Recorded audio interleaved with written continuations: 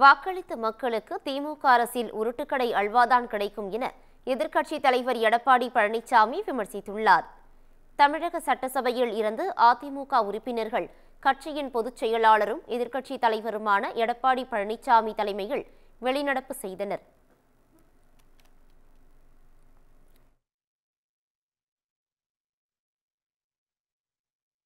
சுமார் 525 அறிவிப்புகள் வெளியிட்டார். அப்படி அறிவிப்பு வெளியிட்ட பிறகு சுமார் 10% அறிவிப்புகளும் நிறைவேற்றவில்லை. எல்லாத்துக்கும் அல்வா கொடுத்துட்டாரு. இப்ப இந்த உருட்டுக்கடை அல்வா நீங்க பிரிச்சு படிச்சு பாருங்க, எப்படி டேஸ்டா இருக்குதா எப்படி பார்த்து சொல்லுங்க. எந்த அளவுக்கு இந்த அரசாங்கம் அல்வா கொடுத்து மக்களை ஏமாற்று என்பது மக்கள் உணர வேண்டும். தொடர்ந்து திமுக உருட்டுக்கடை அல்வா என்ற பெயரிலான காலி பாக்கெட்டுகளை செய்தியாளர்களிடம் காட்டினார்.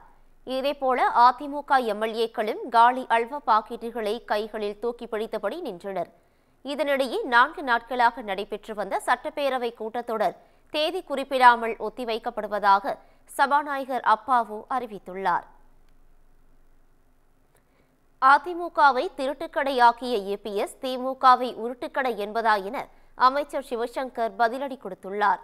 சட்டப்பேரவை வளாகத்தில் முன்னதாக செய்தியாளர்களிடம் சந்தித்த எதிர்க்கட்சித் தலைவர் எடப்பாடி பழனிசாமி தமிழக அரசின் அலட்சியம் காரணமாகவே இருமல் மருந்து குடித்து 25 குழந்தைகள் உயிரிழந்ததாக கூறினார்.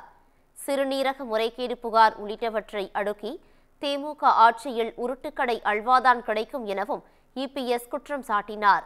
இந்த நிலையில் அதிமுக ஆட்சியில் பெண்களுக்கு இருசக்கர வாகனம் கொடுப்போம், செல்போன் கொடுப்போம் என கூறிவிட்டு அதனை செய்யாத இபிஎஸ் இன்ஸ்டாகிராம் ரீல்ஸுக்காக அரசியல் செய்வதாக அமைச்சர் சிவசங்கர் விமர்சித்துள்ளார்.